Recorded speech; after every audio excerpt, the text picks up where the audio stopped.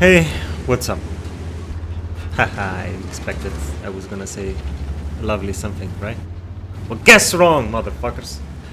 And let's get back into another small mistakes that lead to a big fail.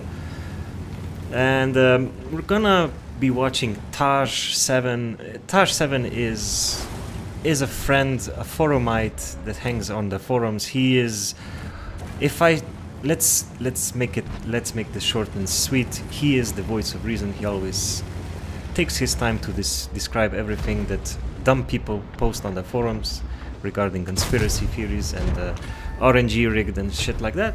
So he's playing with his friend, also a forumite, a long-range sniper.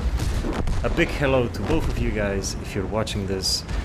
I'm so sad that I'm not on the forums, that I'm banned on the forums for 1 year. I will be back next November if I'm still playing this game or even visiting this forum. And well, he sent me a lovely replay, as I said, in his E50. E50 is probably one of the best tier 9 medium tanks in the game. If you don't have it, you should pick it up. It's really fun because tier 9 is the sweet spot in all of the tiers. You can handle tier 10s quite easily. You can play tier 9s also very easily with the gun, with the last gun, or even with the smaller alpha gun. It doesn't matter. You get into tier 7 matches a lot of times because of the 357 templates, and overall it's really good. And just the ramming, if you never rammed with an E50 or an E50M, then you should get this tank. It's really awesome. The armor is also quite good. You can side scrape, but the problem with this tank is the long reload and the if you have the big gun, of course, and it's a squishy turret. Almost everything in tier 9 and tier 10 will reliably pen you through the turret, so you have to take that into consideration. But enough of the rambling. It's 1-6. The game is on Tundra, which is a really shitty map. I really don't like it. And it's 1-6 after 2 minutes and 30 seconds. 1-7. And yeah, things are not going well. His platoon mate, long range sniper, did not have the best game up there on the hill. In my opinion, if he jumped down, he would have survived. You can easily jump down from the hill safely. He would survive and maybe relocate and help Taj Mahal over here. I'm gonna call him Taj Mahal right now because he Tajes your tralala.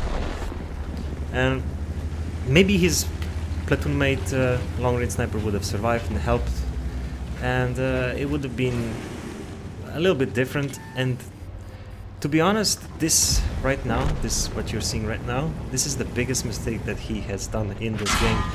YOLOing in after the Lorraine 40T. I think after he sent me the replay in the email, he said that he really wanted to ram because ramming with this tank is awesome. He really wanted to ram that Lorraine, but did the terrible mistake by doing so, YOLOing into two enemy tanks and then receiving a hit from the Lorraine, which means he wasted some of his HP for nothing. A more cautious approach would have been advisable, maybe from the left, or just, I don't know, take a little bit of distance between him and the Lorraine and shooting them, because this gun is accurate as fuck. Yeah, he has the 240 alpha gun with the 223 penetration and 260 with the premium ammo. But like I said, if he didn't charge the Lorraine 480 like a monkey, then he would save much of that sweet HP for late game. And now he got shot from the Leopard, which is also a big no-no. And now from this Centurion, and my cat has gone ballistic. She is crazy right now. What the fuck? Kali! Jesus Christ. Anyway, I don't know what the Centurion is doing, because he's shooting HE at Taj. Why would you do that? Honestly, I have no idea why would you shoot HE. And this guy right here, look at this Leopard now. No comment. They are just wasting and wasting their delicious hit points away. man. This is just another one of those matches that you go, like, what the fuck is going on? And now he's on to 120 HP, and this bad chat, this, you see, if he had more HP right now, he could have easily taken 1 or 2 shots from this bad chat, but instead, this guy just rolled in.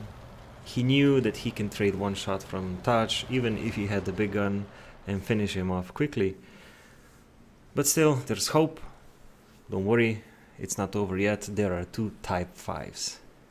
2 type 5s in a platoon, okay? One of them is full HP, this guy, Pluto. Pluto is full HP in a tier 10 Japanese heavy tank versus, now this is the kicker, versus 3 tier 8s.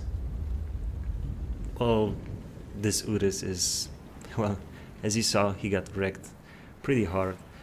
And if I'm not mistaken, another one of the enemy tanks, I think the Bulldog, went flying and crashed himself in the early game. I think I forgot or something.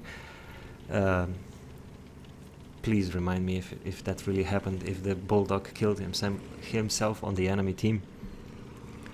Now, Pluto and his friend Charles Tislav, let's just call him Squatting Slav, is now he just spotted the T69, and the T69 can only tickle his balls at this point. He can tickle his balls all day long, and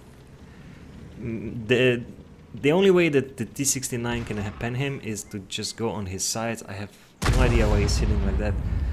If you encounter a type 5 in an open space like this, he could have easily used this rock on the right, this big rock over here, and just outmaneuver him, but he's not. The T69 is just going back and forth, and this guy even missed him, so there's that.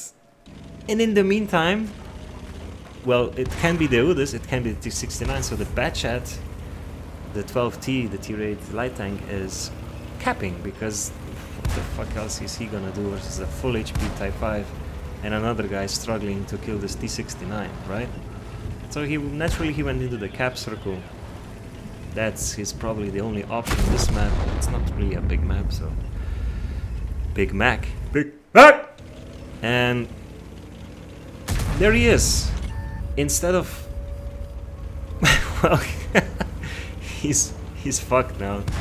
This Batchat can also tickle his balls, because you cannot pan him like that. You have to get on the side here. You have to go park your tank right next to this guy.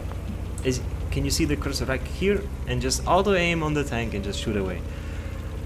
But this tank is so fucking slow and big as a barn. The Batchat is quite nimble.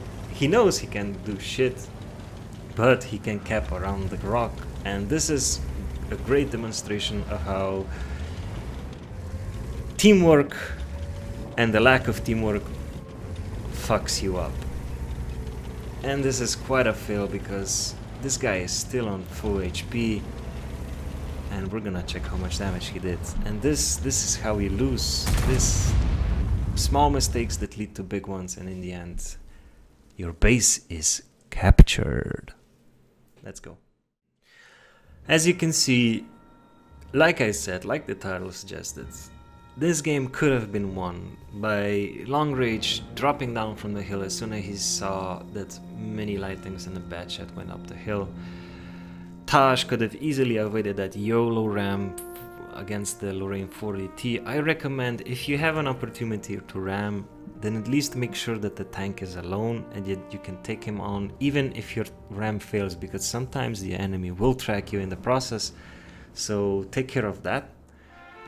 And those two type 5s were not coordinated. I have no idea what they were doing, but if they went together, both of them, I don't know, both in the cap circle, they could have easily killed the T69 and the Udis or something, or just played a little bit more cautious together, something.